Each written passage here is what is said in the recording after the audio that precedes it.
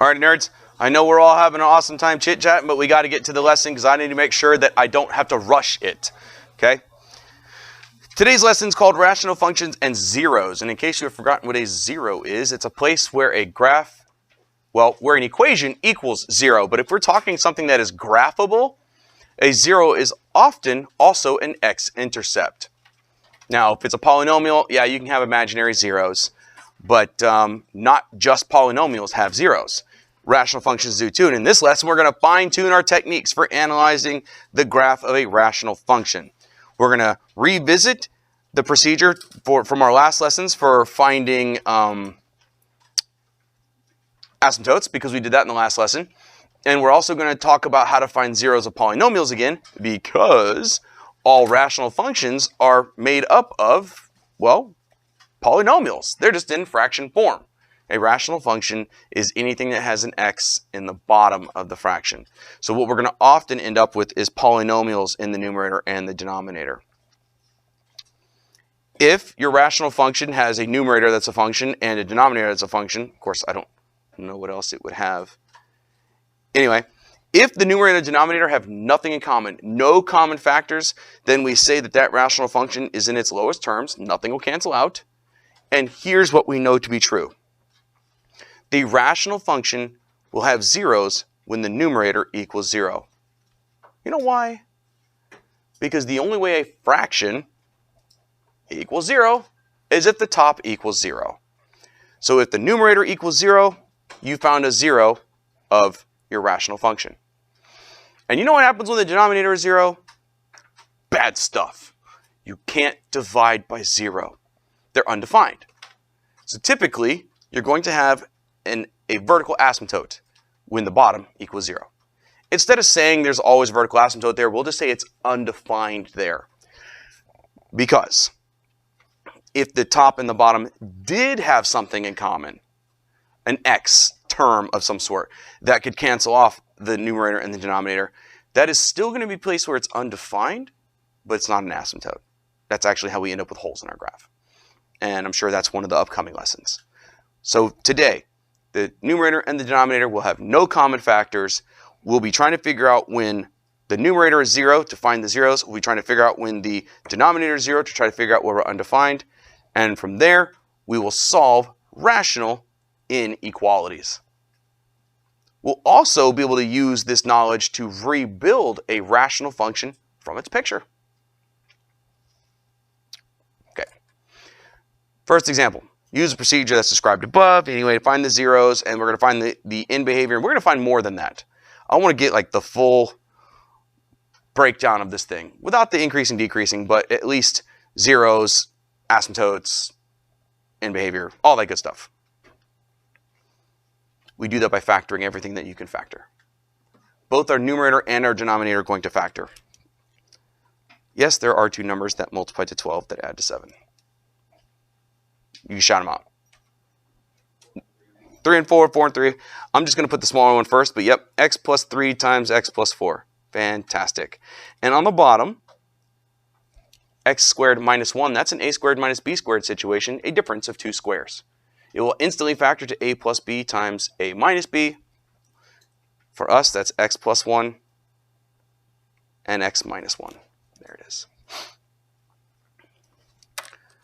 There are two numbers that make our numerator equal 0.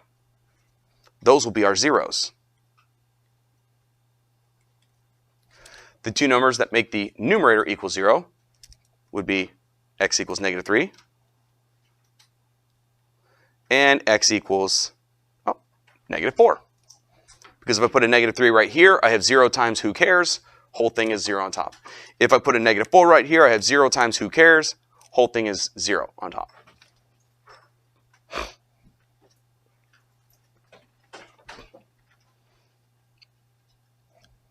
Alrighty, let's figure out where this thing is undefined. That's going to be whatever makes the bottom equal 0, because you're never allowed to divide by 0.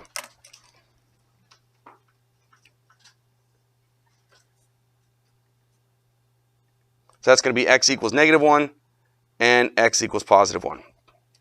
Since those do not cancel out, since these are places where I tried to divide by 0 and nothing is canceling out, These are vertical asymptotes.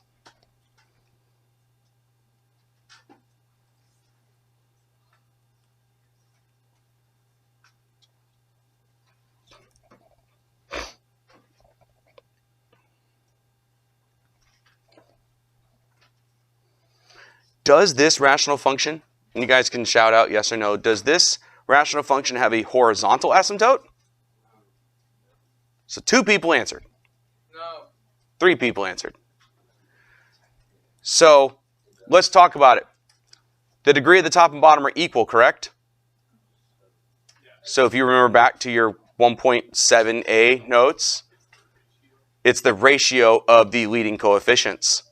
And what are the leading coefficients? They're both 1s. So yes, this has a horizontal asymptote at y equals 1 because the degree of the top and bottom are equal. The only time you don't have a horizontal asymptote is if it is a top-heavy function. If the degree of the numerator is larger than the degree of the bottom, you do not have a horizontal asymptote. But this one does have a horizontal asymptote. I dropped my pen. Come back here.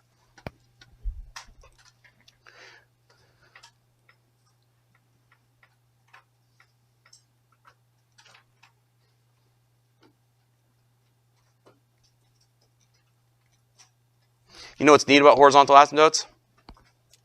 They are the end behavior. That's the definition of a horizontal asymptote. If the end behavior of your rational function approaches a value, meaning not an infinity, if it approaches a value, then you have a horizontal asymptote. But I can prove to you why that's true. End behavior is talking about what happens as we let x grow without bound, increase or decrease without bound, right? So we're talking about x's that are huge, catastrophically big. So we're going to allow x to be gigantic.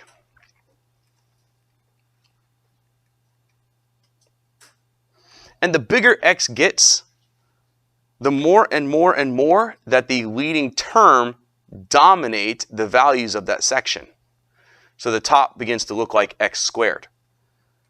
The bottom begins to look more and more and more, also x squared. So our function begins to look more and more and more like x squared over x squared, which perfectly reduces to 1. So our end behavior using limit notation is the limit as x approaches negative infinity of r of x equals 1, and the limit as x approaches positive infinity of r of x, I wrote f, but I said r, equals 1 as well. So one more time. Horizontal asymptotes are by their very definition end behavior. In fact, all horizontal asymptotes, slant asymptotes, quadratic asymptotes, all of those things are actually end behavior asymptotes. They're literally just saying what happens as x grows or decreases without bound. That's all they are. So there it is. I think we did everything. Found the zeros, got the end behavior, bonus information of horizontal and vertical asymptotes. Yeah, there it is. That's it. Questions on that? Yes, sir. Zachary. Why did you make that x positive? Because it doesn't matter if the x, all we need is that x need to be really, really big. So it doesn't matter if it's positive or negative infinity. Either one. So we could have said as x approaches infinity, as x approaches negative infinity. For our rational functions, when you're doing this, you're literally just saying, as x gets big, really, really big, pick a side, nobody cares. And that's why, because it doesn't matter which end you pick. Other questions? No. Okay. It says find a rational function that could have this graph. And we're going to describe how we know. Well, I mean, we'll say a lot of stuff. We're not going to write how we know that. We're just going to do the math. The first thing I would pay attention to is the fact that there is a vertical asymptote.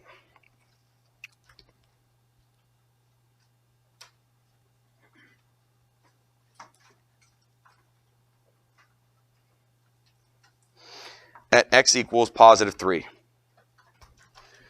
All vertical asymptotes of rational functions are the result of dividing by 0.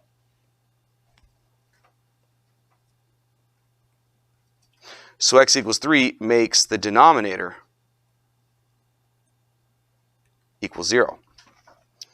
If 3 makes the denominator equal 0, what do I have in that denominator then? If plugging in 3 gets me a 0 there, what's actually there? Well, I can't just say negative 3, because what am I plugging into? X minus 3. There we go.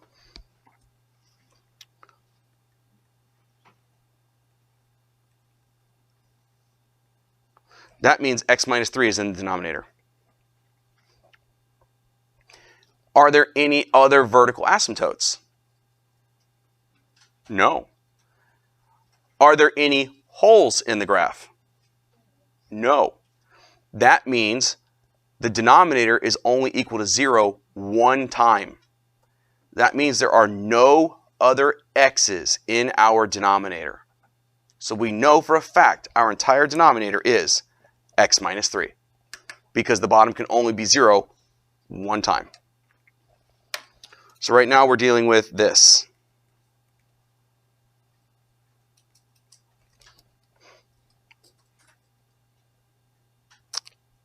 Something else I notice is happening right here. There's a 0 at x equals negative 3.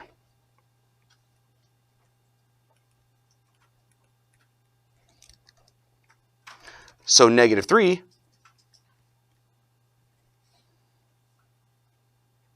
makes the numerator equal 0.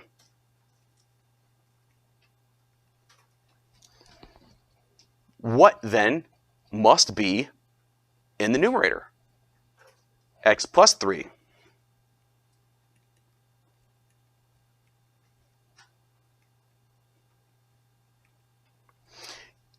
Looking at the picture, is this graph ever equal to 0 again? No. That means there are no more x's in the numerator, because there are no other values that give me a 0 up there. That is probably the entire equation. Let's confirm it for ourselves with one more thing. There's a horizontal asymptote at y equals 1.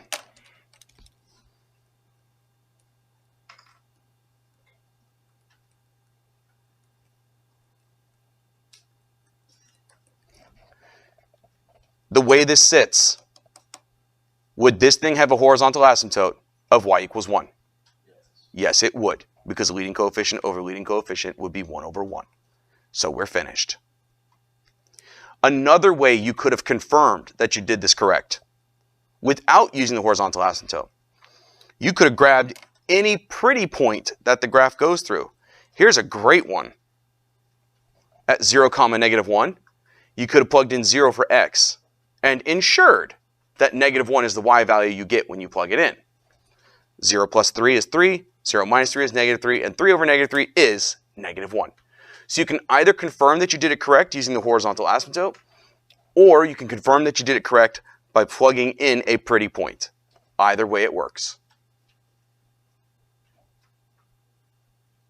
Let me ask you a question.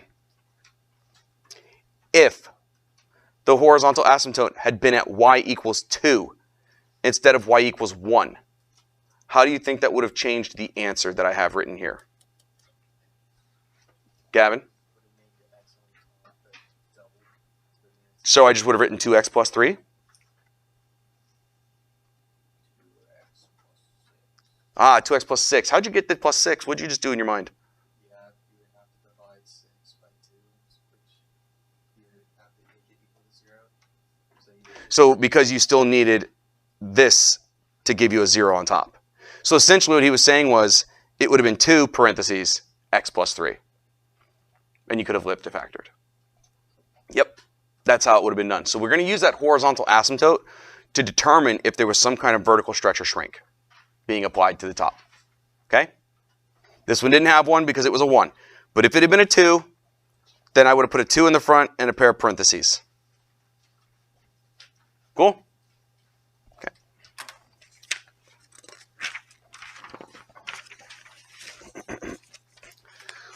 Boy, this sure is a whole lot of words. Sure is a whole lot of words. Okay, I'm just gonna give you the TLDR. Okay. Basically, it says, figure out what makes it equal 0. Figure out what makes it undefined. Put those numbers on a sign diagram and start testing. That's all it said. The only other information that it has up there is it says get a 0 on one of the sides. So get a 0 on one of the sides, just like you're solving a standard quadratic or whatever. Figure out where it equals 0. Figure out where it's undefined. Put those things on a sign diagram and do the same thing that you did with sign diagrams when we studied polynomial inequalities. You plug in test values. You're hunting for positive and negative. Okay? This is this.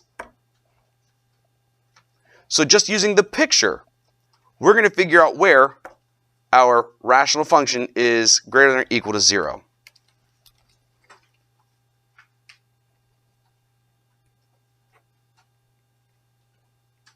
But what does that mean, greater than or equal to 0, graphically? What does that mean? What do you write in the denominator? X squared minus 9? That's What do you think it said? I don't know. I was confused. I thought it was like x2 something. What does this mean, graphically, greater than or equal to 0? That is above the x-axis. Above the x-axis is greater than, so the equal to part means, Ellie? Well, that's what positive is greater than. So what does the equal to give us? On the x-axis. So we're looking for places where our graph is at or above the x-axis. I'm seeing us hitting the x-axis right there. I see a vertical asymptote right here. And another vertical asymptote right here. And it would appear as though the x-axis is the horizontal asymptote. Well, of course it is. This is bottom heavy. Okay. So when is it at or above? There's a zone that's above between this red dotted line and this green dot. The dotted line is at x equals -3. We can't include it because, well, it's an asymptote. The graph doesn't exist there. And then at x equals 2, we are equal to 0, which does satisfy the greater than or equal to part of the question. And then everywhere after x equals +3, we're once again above. That's it. Now, last period, we answered this question algebraically by factoring this, putting its 2 zeros, which are places where the graph is undefined, no shock, and the 1 0 on a number line, and then we tested values looking for positives and negatives. And we used this picture to confirm. But we're going to do what I just described to you in a later question in the notes, so we took it easy on this one. We just used the picture. Someone last period was like, well, then why don't we just use the picture every time? Very simple. You're not always going to have a picture. Okay? But when you do have a picture, man, your life is good. Just read it. Let's look at it. Questions on that one? Talk to me if you have them. Let's hear them. Make them get on the video. Good for absent people.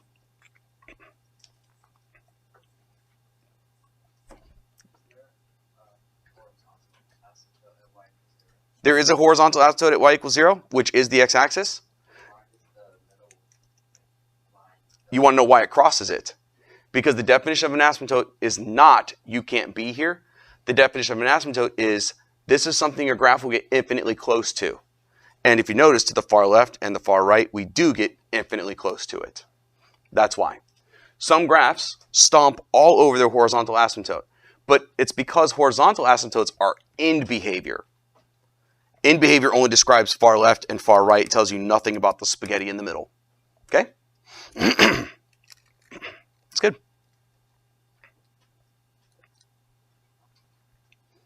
Okay, then let's move on to a review question.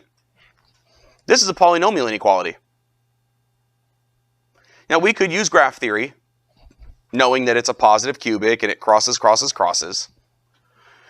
Or we could practice the skills that this lesson wants, and that is using the sign diagram. So let me ask you a very simple question. Is this ever undefined? No, there's no dividing by 0 here, so this is never undefined. That means it has 3 critical values, and all 3 critical values are zeros.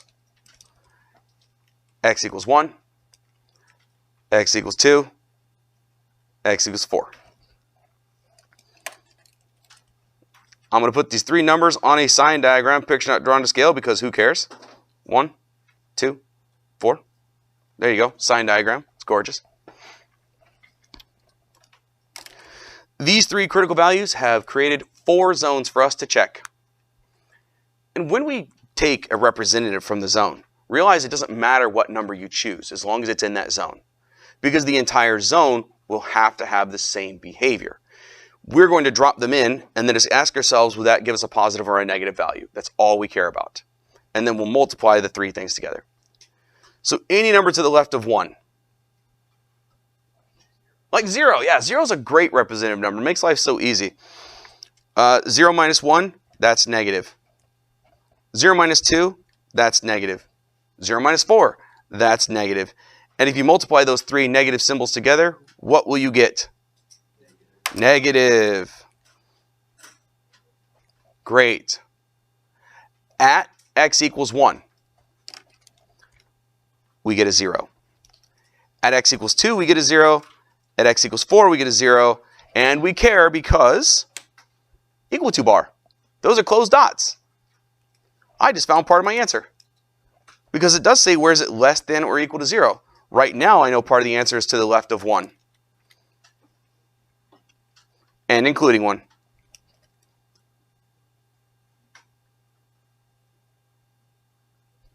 All right.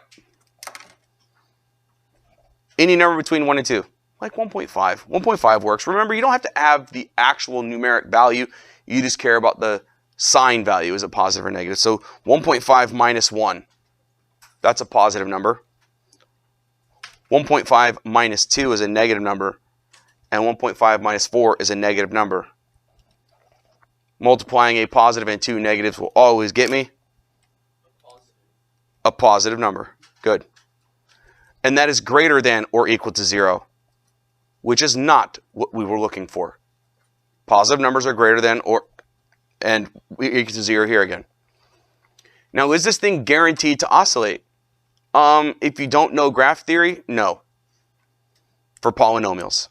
And the reason why I'm going to make you test the values is because for rational functions, graph theory is kind of out the window. You don't have a choice but to always test anyway. So just be in the habit of testing. Take the number 3 because it's between 2 and 4. 3 minus 1 is positive. 3 minus 2 is positive. Oof, 3 minus 4 is negative. A single negative number in that string of products will get us a negative.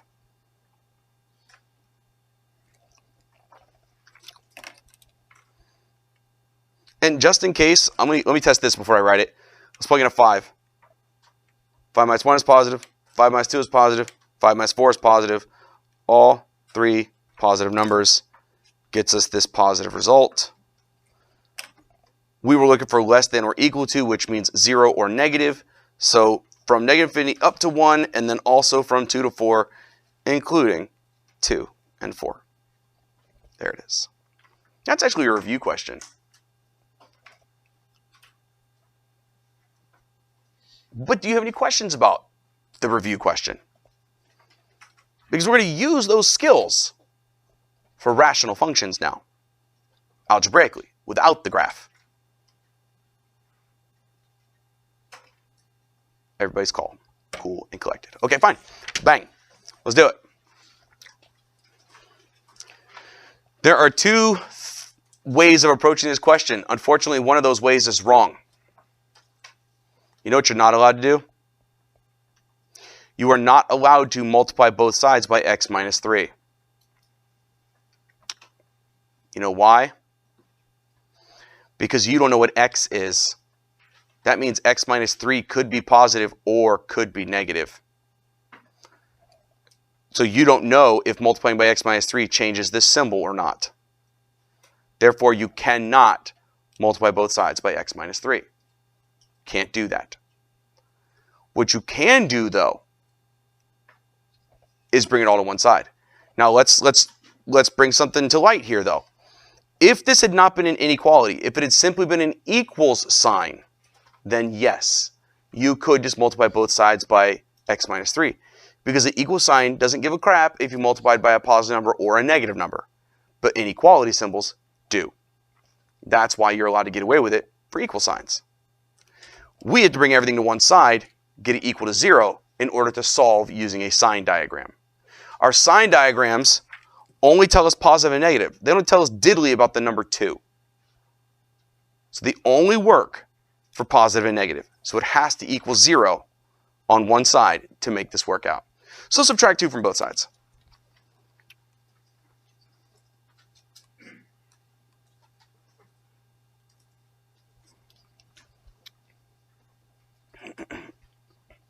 I need one fraction. I need one fraction so I can figure out what makes the top equal 0, what makes the bottom equal 0, things like that. But to get to one fraction, I need a common denominator. Lucky for us, there's only one denominator. So it is the common denominator. So you multiply the top and bottom of this fraction, this is 2 over 1. You multiply the top and bottom of this fraction by the common denominator. But I strongly suggest that you say it's plus a negative 2. And then you've got the common denominator on the top and bottom. The reason why I say that is because if you just did minus and then you put a 2 here, some students forget that when you're doing your distribution, the 2 is negative, which is going to alter our symbol right here when we distribute it. So you write this as one fraction because it's all over x minus 3. Yes? No. Are you sure? Yeah. Okay. Because the red thing equals 1. Okay. Distribute the negative 2.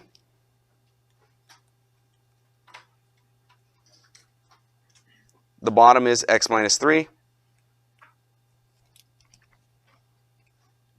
Combine your like terms on the top. The x minus 2x gets me negative x. And 1 plus 6 is 7.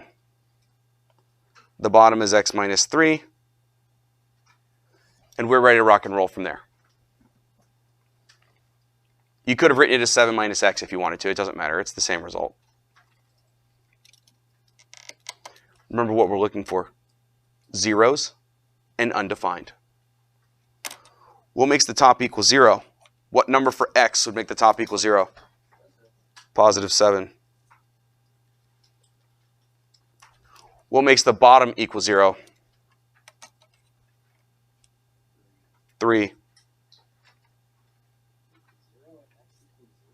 Nope.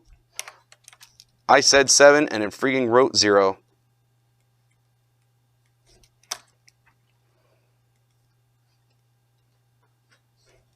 There. Here's how you do a sign diagram when one of your critical values, or more of your critical values, is a place where a graph is undefined. I have 2 numbers on here. Picture not drawn to scale because who cares? The one where it's undefined gets a little dotted line above it.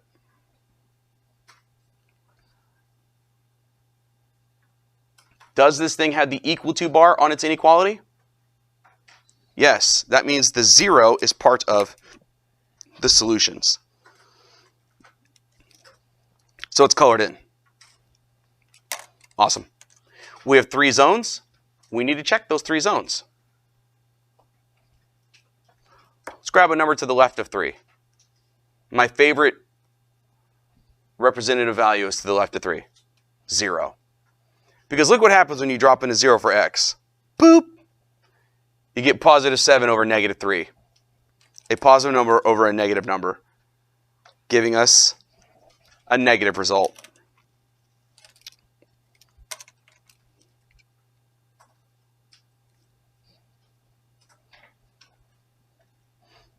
Now grab a number between 3 and 7, like 4. Negative 4 plus 7 is negative. Positive, excuse me. Negative 4 plus 7 is positive. I can count. Who said I can't? And 4 minus 3 is a positive number. Last time I checked, positive over positive is a positive result. And then a number to the right of 7, like 8. Negative 8 plus 7 is negative, and 8 minus 3 is positive. A negative divided by a positive is always going to give us a negative. We are now ready to write our solution sets because it says less than or equal to 0. So am I looking for negative numbers or positive numbers? Negative numbers or equal to 0 because we had that closed dot on 7. So our negative zone is from negative infinity up to 3, but not including 3 because that'll be a vertical asymptote. And then from 7, including 7, out to positive infinity. We're including the 7 because it has an equal to bar.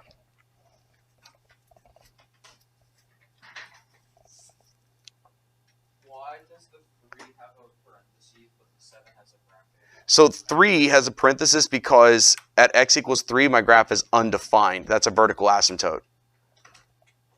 But at x equals 7, I get 0 over 4, which equals 0, right? Yeah. Okay. I said less than or equal to 0. That's why. So you can never include an asymptote, ever. And you'll include the zeros with brackets if it's got the equal to bar. Because that's where equals 0. More questions? It's a good question. Yes, ma'am. This right here? This was me turning my negative 2 into something with the same denominator as this. Because this red stuff equals 1, right? So essentially, I took my negative 2. Essentially, I did this. I had the number negative 2, and I said, well, let's pretend that negative 2 is actually negative 2 times 1. And 1 is what you get when you divide something by itself. The denominator I needed was x minus 3. So I said, okay, instead of saying 1, I needed to be something over x minus 3. Oh, but it better still be equal to 1. So it was just x minus 3. Cool? Better?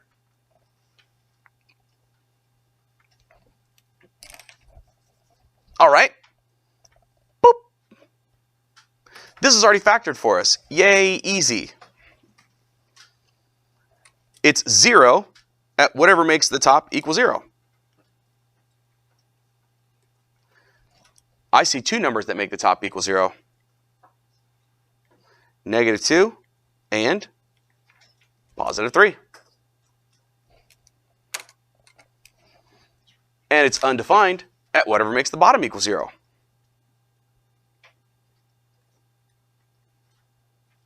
That'll be x equals positive 2. We have 3 critical values. One of them is undefined.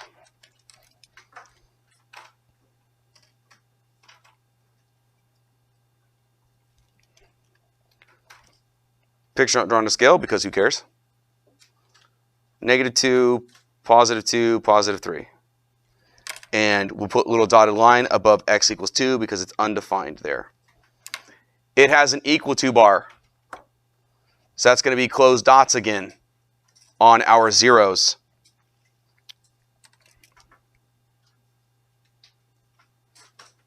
They will be included because it says or equal to. And now we just check our 4 zones using representative values. Any number to the left of negative 2 will work. Negative 3 feels good. Negative 3 minus 3 is negative. Guess what? Doesn't matter what you plug in here. You're always going to get a positive result.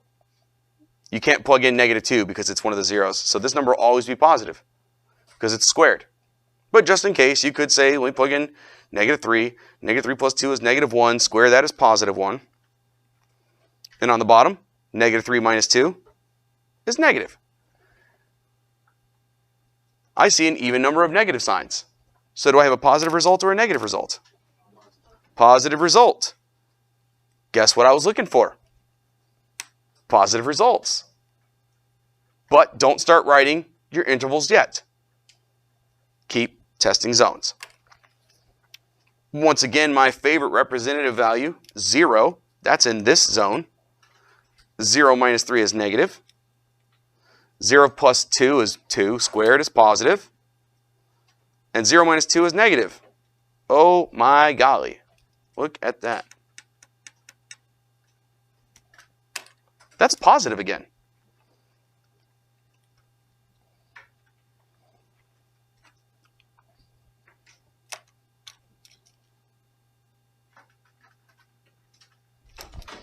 So grab a number between 2 and 3, like 2.5. 2.5 minus 3 is negative.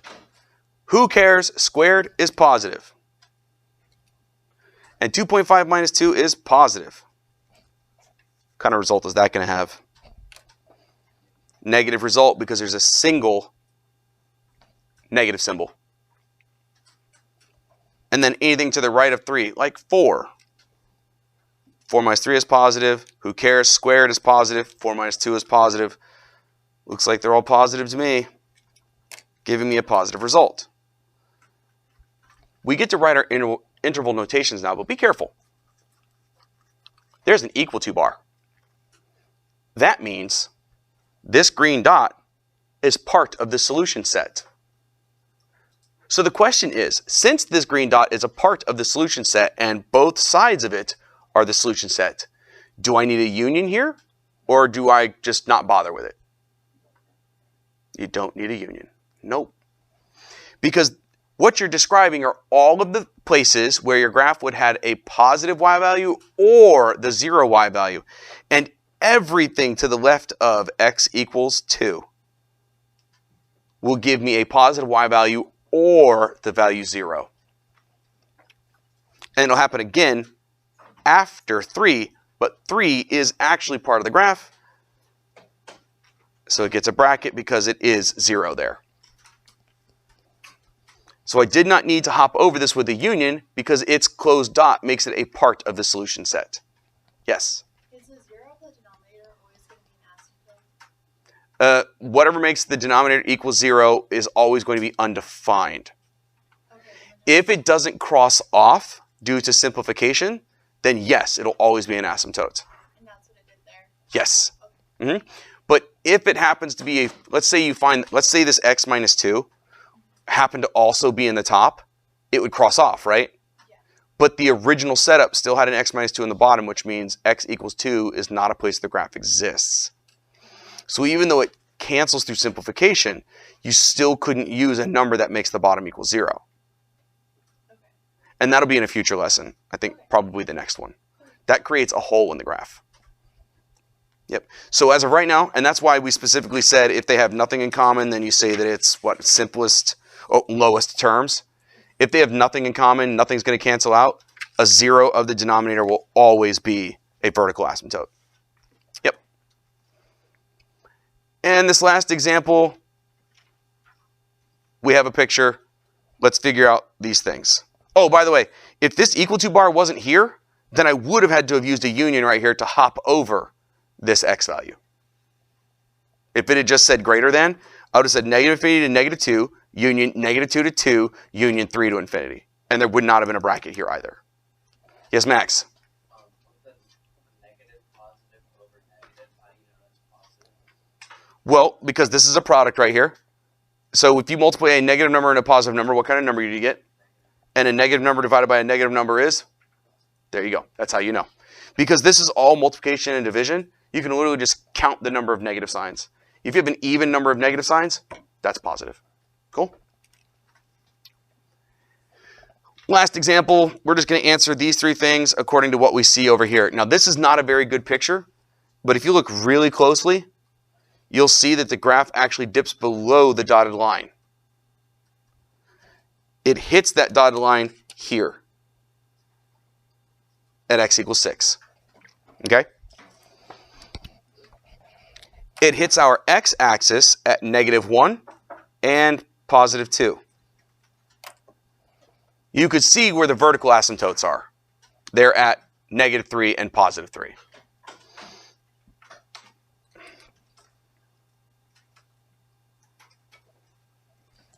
So no matter what we do, we cannot ever include a -3 or a +3.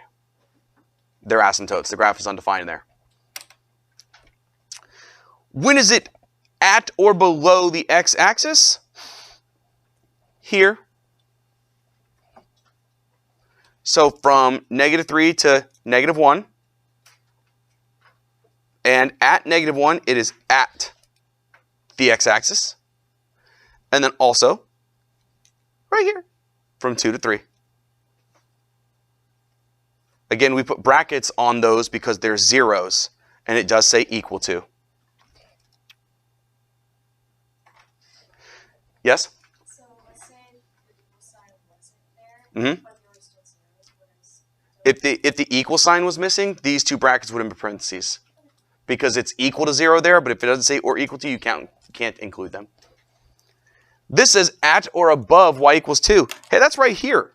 So this is saying at or above the horizontal asymptote. Well, over here it's at or above it, isn't it? So -infinity up to -3 can never include asymptotes. And then right here, it's still above it from the other asymptote 3 until x equals 6. Because at x equals 6, I'm on the horizontal asymptote at y equals 2. And there is an equal to bar, so I can put a bracket there.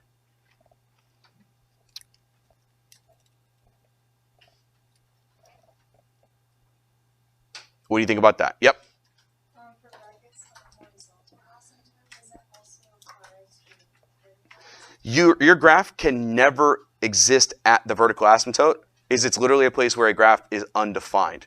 Horizontal asymptotes are just end behavior. So you can hit them as long as you're relatively close to the middle of the graph. But to the far left and to the far right, the graph gets infinitely close to that line. That's what that means. And lastly, when is it above the x-axis? This whole piece over here is above the x-axis from -infinity to the first asymptote. This does not have an equal to bar, but I am above the x-axis between the two zeros. Yes, sir? How do we know like the far left side is, or the left side isn't like the right side and crosses the? Because it would have to be made obvious. You can only go off of what you actually see. So the assumption is here we won't ever cross it again. From -1 to +2. And then lastly, over here, we can see we're above the x-axis again. And there it is. And that's just by looking at the picture. Yes, Max? Shh. Why don't they have brackets? Because at these two orange dots, my y value is equal to 0. This strictly says greater than. Brackets on A because it says or equal to 0. Because at those orange dots, my y value is 0. Thanks, nerds.